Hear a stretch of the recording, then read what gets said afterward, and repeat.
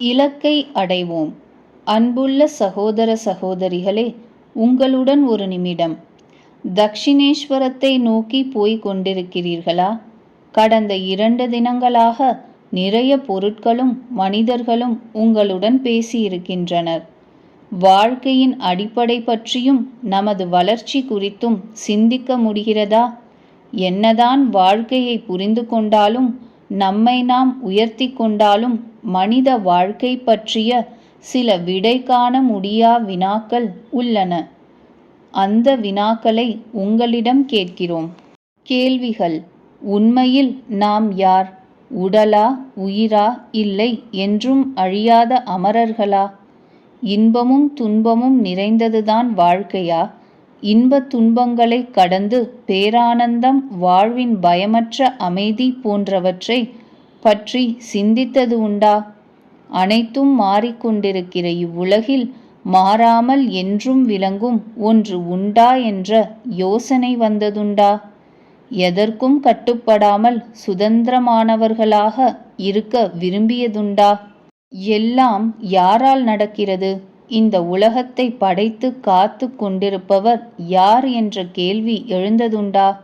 வாழ்வின் ஏதாவது ஒரு தருணத்தில் கண்ணுக்குத் தெரியாத ஒரு பெரும் சக்தி, அன்பின் திருவுரு நம்மை காப்பதை உணர்ந்திருக்கிறோமா? வாழ்வின் 2 பெரும் உண்மைகளாகிய பிறப்பு, இறப்பு பற்றி யோசித்ததுண்டா? காரணங்கள்: இயல்பை மறந்தது. நாம் தெய்வீகமானவர்கள்.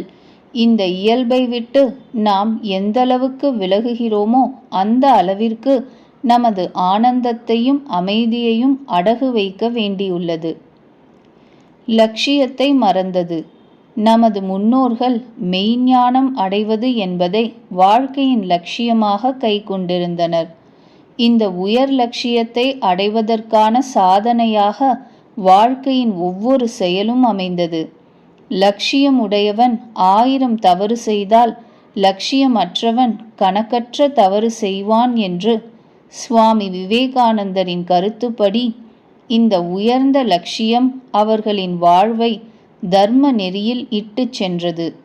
தவம், தூய்மை, தியாகம், அன்பு, சேவை இவை நிறைந்ததாக அவர்களின் வாழ்க்கை அமைந்தது. அறிவுக்கும் புலனுக்கும் அப்பாற்பட்ட பரம்பொருளை உணரவும் அதில் ஒன்றவும் வேண்டிய வாய்ப்பு மனித இனத்திற்கு மட்டுமே உண்டு.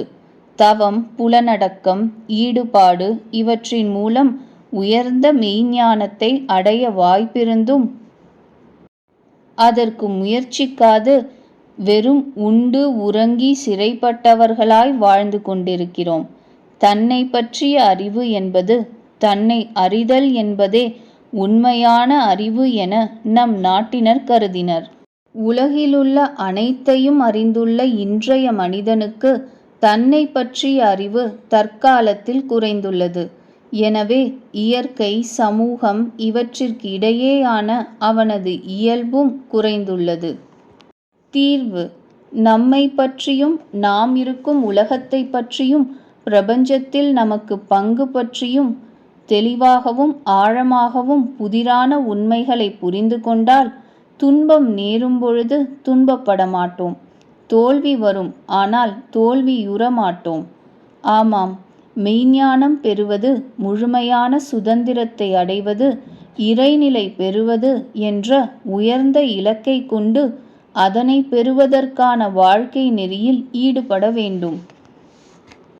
இந்த உயர் வாழ்க்கைக்கான தேடலும் அதற்கான பயணமும் தான் நமது வாழ்வின் விடை தெரியாத வினாக்களை கரைத்து நம்மை நிறைநிலைக்கு அழைத்துச் செல்லும். பேரானந்தத்திலும் பேரமைதியிலும் வாழ முடியும். அப்பொழுதுதான் நம் வாழ்க்கை முழுமையடையும்.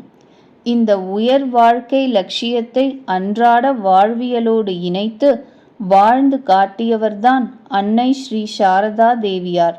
அவரிடமிருந்து இந்த உயர் வாழ்க்கை பாடங்களை பெற நம் பயணத்தை தொடருவோம்.